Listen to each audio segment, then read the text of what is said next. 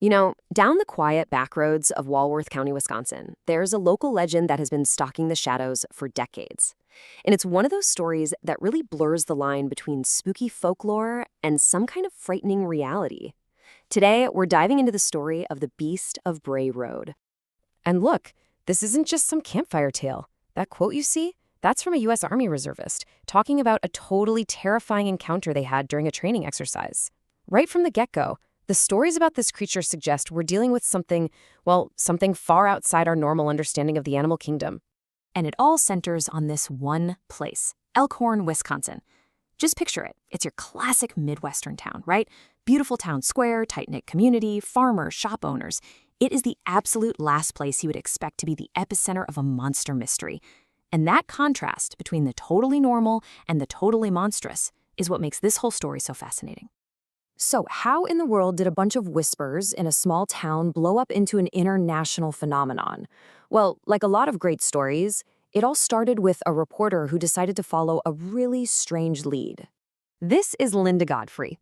Back in the early 90s, she was working for a small county newspaper, and she started hearing these weird rumors. People were claiming they'd seen something that looked, for all the world, like a werewolf just outside of town. Now, she was skeptical, of course. Who wouldn't be? But she decided to do her due diligence and ask the county animal control officer about it. And the officer didn't even laugh. Instead, he just pulls out a file. I mean, can you imagine that moment? A county official has an actual, literal file folder labeled werewolf.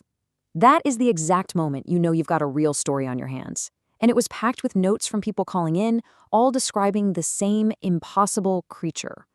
Okay, so let's get to the real heart of this mystery, the eyewitnesses.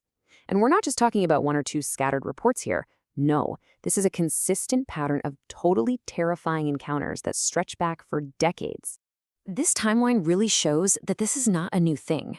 Sightings go all the way back to at least 1936, with this incredibly chilling report of a creature digging at a burial mound. And it seems like the encounters just get more and more aggressive over time.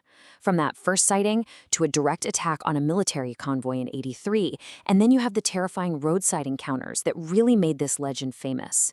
Let's really zero in on Lori Andrizzi's sighting from 1989. She was a bar manager, driving home late one night. She sees something on the side of the road, slows down, thinking it's a person. But it wasn't. The creature was kneeling, holding roadkill in its paws. That weird, almost human-like posture. It's a detail that just sends chills right down your spine. And then you've got Doris Gibson's encounter on Halloween night of all nights in 1991. She hits something, gets out to check, and suddenly this massive figure charges her from the brush. She slams the gas, but the creature, running on two legs, was fast enough to actually catch up and lunge right onto her trunk, leaving these huge claw marks behind. This wasn't just a sighting, this was a full-on attack. Okay, so we've got the stories, but what about hard evidence? I mean, beyond these eyewitness accounts, investigators have actually documented some truly baffling clues. Across dozens and dozens of sightings, a very specific profile starts to emerge. People consistently describe a creature that's somewhere between 6 and 8 feet tall, with a head like a wolf, and it stands and runs on two legs. They mention humanoid hands with these long claws and, get this, eerie, glowing eyes. This doesn't sound like mass hysteria. It sounds like a whole chorus of people describing the exact same terrifying thing. And this is where the story gets really, really compelling. Skeptics, of course, offer up logical explanations. Maybe it's a big coyote or an injured bear forced to walk upright. But those theories just start to fall apart when you look at the evidence. The consistent reports of it running fast on two legs, its intelligent behavior, and these very strange tracks that witnesses and investigators keep finding. And that brings us to a guy named Lee Hample.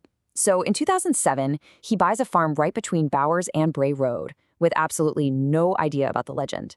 Then, in 2013, after his neighbors straight up told him the werewolf lives back on your property, he started an investigation that has become one of the most comprehensive ones out there. Over 100,000. Yeah, that's not a typo. That's how many photos and data points Lee Hample has collected from his own property. This is not some casual weekend hobby. This is a serious, decade-long investigation to try and find some answers. Now, this might be the single most compelling piece of physical evidence there is.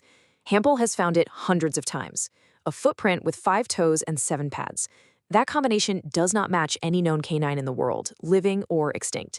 When he showed a cast of it to the Department of Natural Resources, you know what their official assessment was? They called it an abnormal coyote and drove away. So you've got the stories, you've got the eyewitnesses, and you've got some pretty weird physical evidence.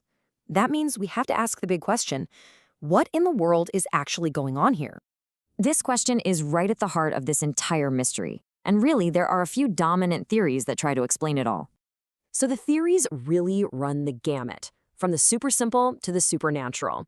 First, you've got the misidentified animal theory. Plausible? Sure, but it doesn't quite fit all the facts we have.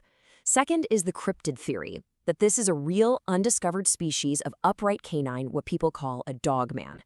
The third theory veers into the paranormal, suggesting it could be some kind of demonic entity, which connects back to that first sighting at a burial mound and local rumors of cult activity. And then finally, there is the simplest explanation, that it's all just a powerful local story blown way out of proportion by the media that just got out of hand. But, despite all the attention, all the investigations, and all the theories, one thing is absolutely certain. This case is far from closed. Linda Godfrey, the reporter who kicked this all off, she really said it best. She thought it would be a fun little local story for a few weeks and then just disappear. But it didn't. The story, as she said, had legs, and it's been running ever since. And that's pretty much where we are today. That old werewolf file is still a local curiosity, but people are still seeing things out on those dark Wisconsin roads. For those who come face to face with whatever it is, the fear is still very, very real. The mystery of what is stalking Bray Road is still going. So we're left with this question, right? Are we talking about an undiscovered animal, a powerful legend that took on a life of its own? Or is there truly something else out there in the cornfields of Wisconsin, something that walks on two legs and, well, completely defies all explanation? What do you think is out there?